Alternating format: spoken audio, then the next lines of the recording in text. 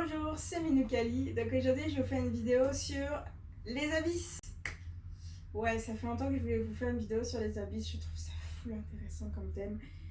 Je trouve ça, j'adore les abysses. Bref, c'est parti. À tout de suite pour la vidéo. Donc, les abysses. Les abysses, qu'est-ce que ça veut dire? En fait, en latin, ça veut dire sans fond.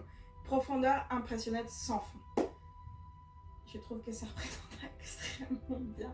Mais je pensais pas à ça quand ils ont appelé comme ça. Chic. Donc, en fait, les abysses représentent les 2/3 de la planète. Ça occupe 2/3 de la planète. C'est juste impressionnant. Et en plus, je vais vous citer un autre chiffre, c'est que 95% des abysses sont inconnus. On ne les connaît pas. On ne sait pas ce qui s'y passe. 95%. Nous connaissons plus la Lune que les abysses. Ouais, ça, j'ai rien contre ça, la conquête de l'espace, je trouve ça fou intéressant. Mais on est sur notre putain de planète et on la connaît pas tant. Bon, il y a des situations que je peux comprendre. Mais bon. On a envoyé plus d'hommes dans l'espace que dans les abysses. C'est tout avec ça, je trouve. Mais après, bon, c'est à juger. Peut-être que c'est plus intéressant d'aller dans l'espace parce que c'est peut-être l'avenir.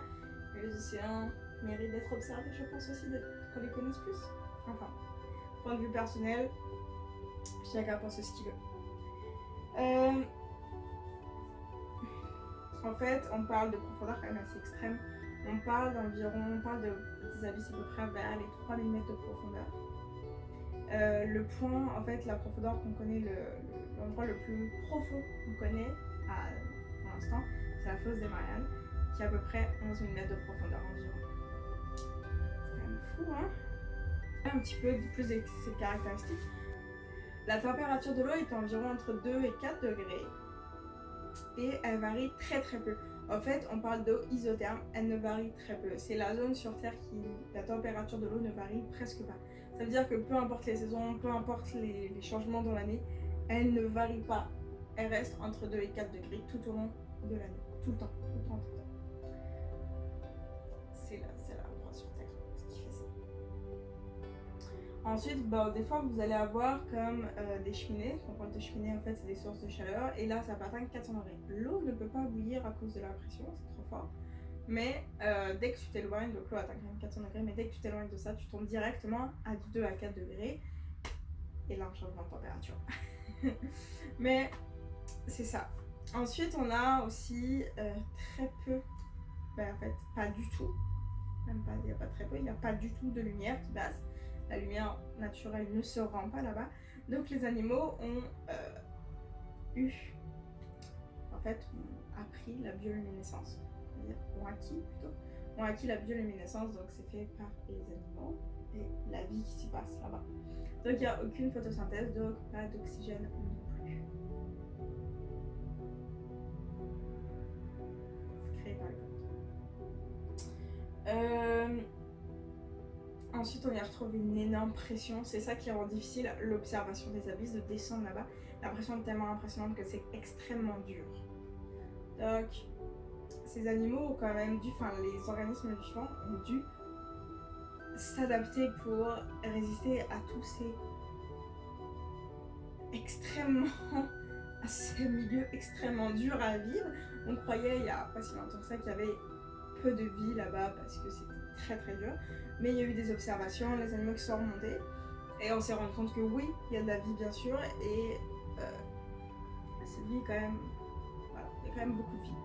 Je vais vous présenter quelques animaux qui vivent là-bas, puis bien sûr vous me connaissez, qu'est-ce que serait une vidéo sans que je parle d'un requin? Donc je vous parle d'un requin qui vit dans les abysses, c'est le requin griset, qui fait environ 5 mètres de longueur, ce qui est quand même grand. Je pense un des plus connus animaux des abysses, c'est le poisson, le fish.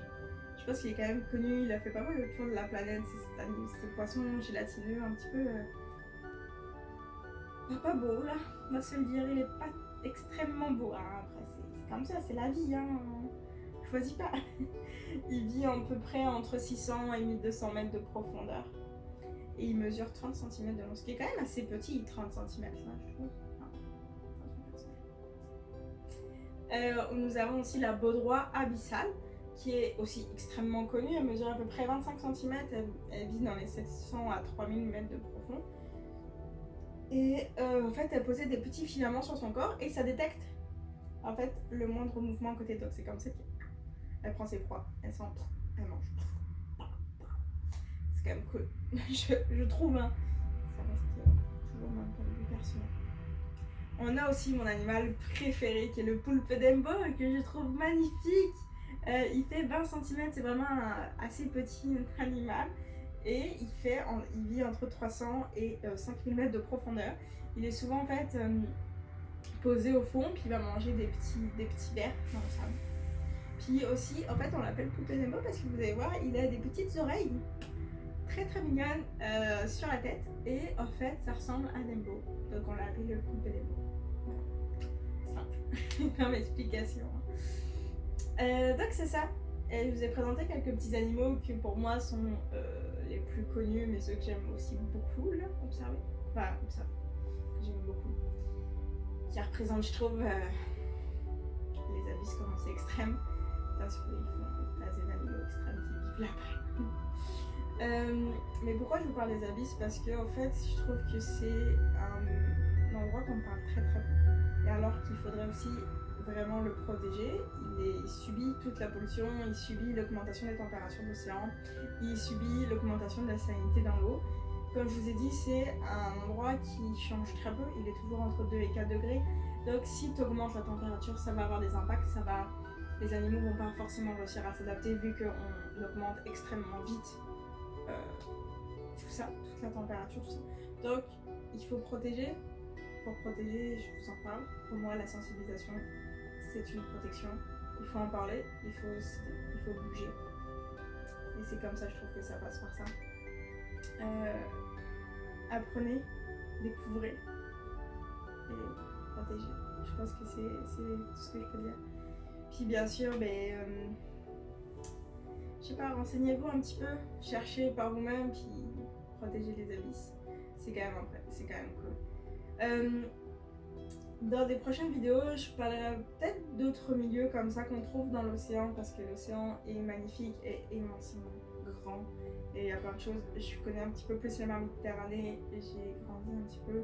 J'ai passé beaucoup d'été en mer Méditerranée, j'ai fait un stage au niveau de la Méditerranée, donc je connais un petit peu ça. Donc je vous ferai peut-être une vidéo un peu plus sur la mer Méditerranée, qui est aussi extrêmement belle et qu'il faut aussi beaucoup la protéger.